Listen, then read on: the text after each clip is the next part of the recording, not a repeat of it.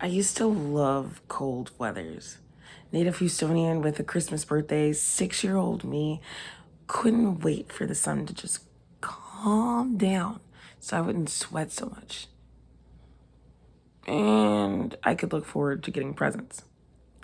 I preferred the cold, rainy days when I worked at Renaissance Festival because it turns out wearing period gowns and hoop skirts requires like historically accurate British countryside weather to be like even remotely comfortable.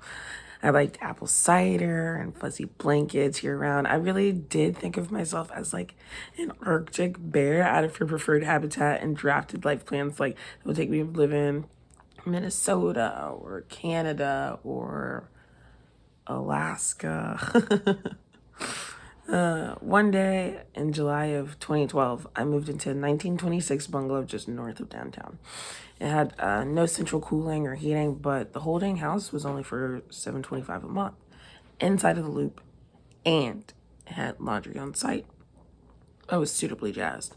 The window units weren't amazing, but old Houstonians knew what they were doing, and a pier and beams and structures with high ceilings doesn't really take that much effort to make it comfortable, even on the dumbest of like mouth humid days.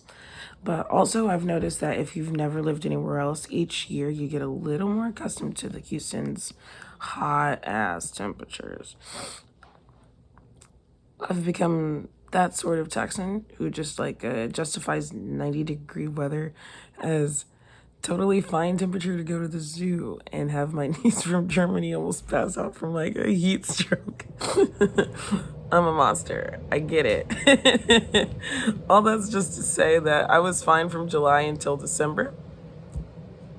In my new home in the winter of my first year was so mild. So I figured like a few days with some subpar space heaters was worth the rent, hands, feet, and paws down.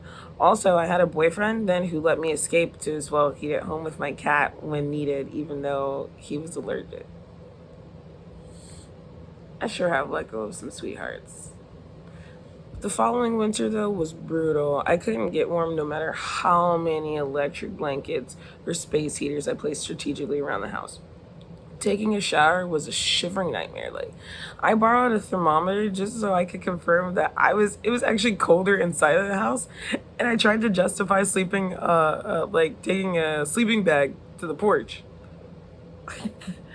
I heard a low whistle, and then I realized that the cold air was actually just coming up from the floorboards. So then I started buying rugs and putting towels everywhere. I resented how many layers of clothes I needed, and I realized that Target doesn't sell real sweaters in Texas that can actually keep you warm.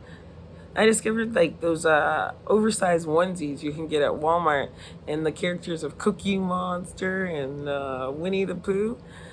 They're actually perfect cold house clothes, and I would like put one on with my work clothes until I was just ready to leave.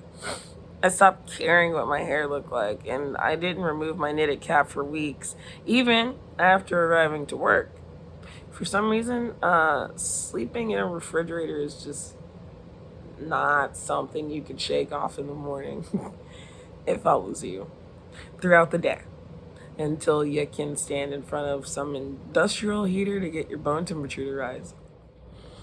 Being that cold can do something to a person. I fight clinical depression on a great weather day, but being cold in your home with like no real course made reading Miss Davotsky's feel like a beach read for the soul. I gave up after a week and temporarily moved in with whatever boyfriend I had at the time, who was not as sweet because I remember I had to leave my cat behind to fend for herself, even though she was totally happy having all the electric blankets for her cuddles only. Each year, the first cold front seemed so exciting for everyone, but it was always an acute reminder of how unprepared I still am to face what is to come. Like, I was not consciously participating in what I've heard now is actually a social practice called uh, cuffing, cuffing, a romance of convenience, just so I could be warm. I relied on the consequences of going against my better judgment instead of spending thousands of dollars to install the central heating, or at least move to a place that has it, you know? I know for a fact I let my last relationship begin to decompose just to see if we could make it to the warm days of March.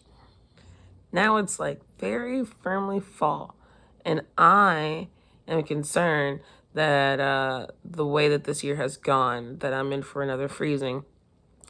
Partially because I'm certain that this is going to be one of those winters where we shut down for a week because of the ice on the roads, but also because I've grown out of allowing humans into my space casually. While there's someone I'm sweet on, they don't live here, and honestly, I'm embarrassed that I haven't figured out how to save enough money to finally fix the situation the proper way. I'm not freaking out about it, though. Like, I'd say that this is more of a yellow alert situation. I'll still smile this season, enjoy the fun fall and winter joys, but realize that when I wear a Grinch onesie to go to the grocery store, it has nothing to do with the holidays. But it's an emotional statement about the season as a whole.